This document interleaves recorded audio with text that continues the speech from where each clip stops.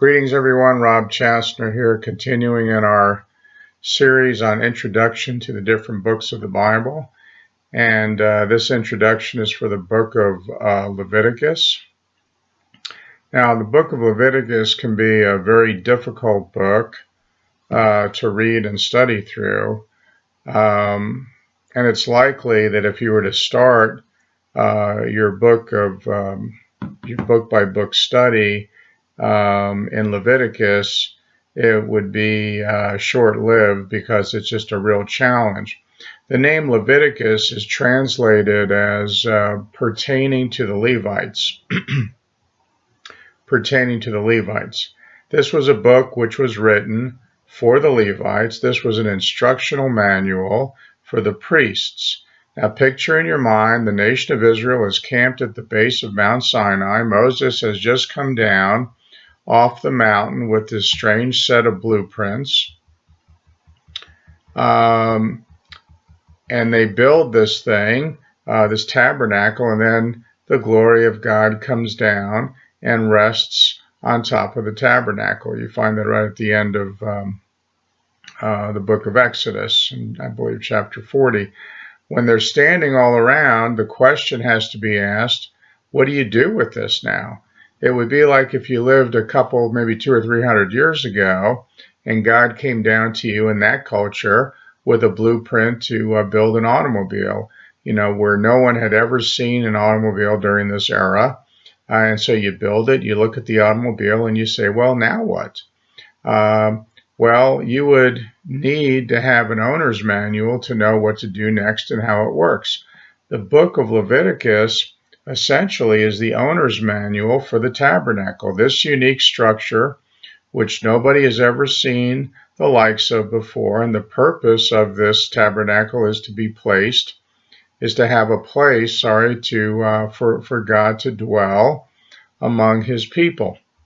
And so now we have the tabernacle, and now we have God's presence there. What exactly are we, the people of Israel, supposed to do with this thing? Now, the theme of the book of Exodus is holiness. The word holy or holiness is mentioned about 90 times throughout the book of Leviticus. The Lord is telling his people, and in fact, he says it in chapter 20, verse 7 of Leviticus, consecrate yourselves to be holy, because I am the Lord your God. Keep my decrees and follow them. I am the Lord who makes you holy. So God is telling us, his people, to be different, to be holy. If you find yourself in a relationship, and this relationship is working itself towards matrimony, one of the things that you would want to clear up is, what is this person's expectations? Am I able and willing to meet those expectations? And then, of course, are they willing to and able to meet my expectations? And so if you have two people who are incapable of meeting the expectations of one another, then the relationship will not last for very long. What we have in the book of Leviticus is God's expectation of the children of Israel. And his expectation was very simple. He says, I want you to be holy. Now, the question which needs to be asked is, what exactly is holiness? All of us have an image in our mind of what a holy person might look like, or what a holy person might act like. If we were to express those thoughts to one another, we would discover a wide variety of what each of us thinks holiness looks like. Holiness means to be separate.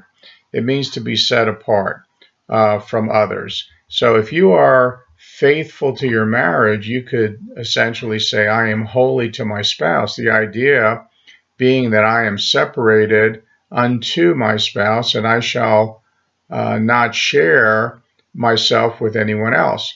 That is what God's expectation is for the children of Israel. You and me have that same expectation. We are to be separate. Now, here is where most of our problems come regarding our relationship with God. My expectation of God and my expectation of life is that I want to be happy. That is my focus in my life. That's human nature. I want to be pleased. I want to be happy. And God is not interested so much in your happiness, but rather he is interested in your holiness. And sometimes I am